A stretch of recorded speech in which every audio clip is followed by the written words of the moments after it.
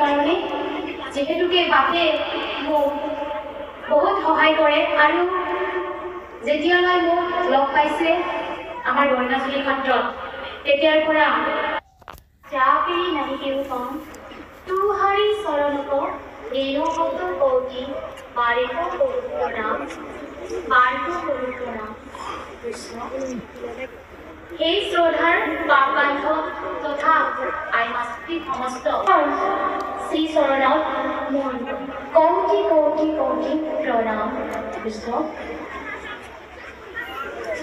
শ্ৰদ্ধাৰ আমাৰ হৰে কৃষ্ণ আটাক আমি বহুতো মনত কৰোঁ কাৰণ তেখেতৰ কাৰণে মই আজি এই মঞ্চত উপবিষ্ট হ'ব পাৰিছোঁ ভগৱন্তৰ হৰিনাম কীৰ্তন গাব পাৰিছোঁ তেওঁৰ আশীৰ্বাদ নহ'লেহেঁতেন এই ধৰ্মক যদি আমাক দেখুৱাই নগ'লহেঁতেন হয়তো আমি হেৰি পিছপৰা জাতিৰ পৰা আহিছোঁ এই মঞ্চত আমাৰ চাগে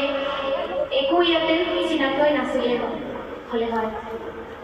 তো সেইকাৰণে মই হৰে কৃষ্ণ মহন্তক তাক আমাৰ সমূহ পৰিয়ালে আমি সদায়ে তেখেতক আমাৰ অন্তৰত ৰাখি থৈছোঁ আৰু তেখেতৰ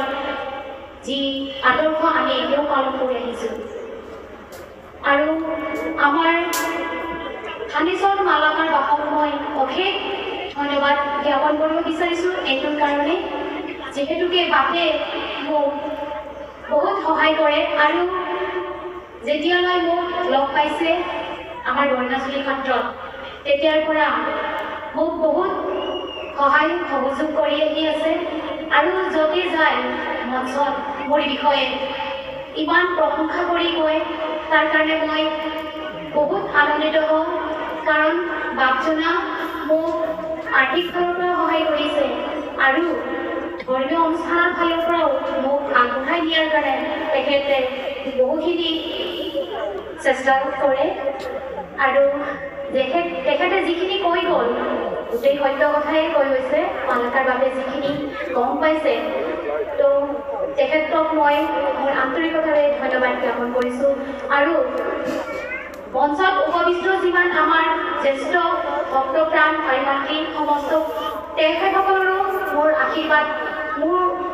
ওপৰত আশীৰ্বাদ আছে গতিকে সেইকাৰণে মই আগবাঢ়ি যাব পাৰিছোঁ গতিকে মই সকলো আমাৰ নিৰঞ্জন বাপ ডাঙৰীয়া সত্ৰাধিকাৰ বাবুকো মই অশেষ ধন্যবাদ জ্ঞাপন কৰিছোঁ তেখেতেও মোক বহুত সহায় আগবঢ়ায় তাৰ কাৰণে মই আজি আপোনাৰ লোকৰ ওচৰত এই বৰগীত গাবৰ কাৰণে আগবাঢ়িব পাৰিছোঁ কৃষ্ণ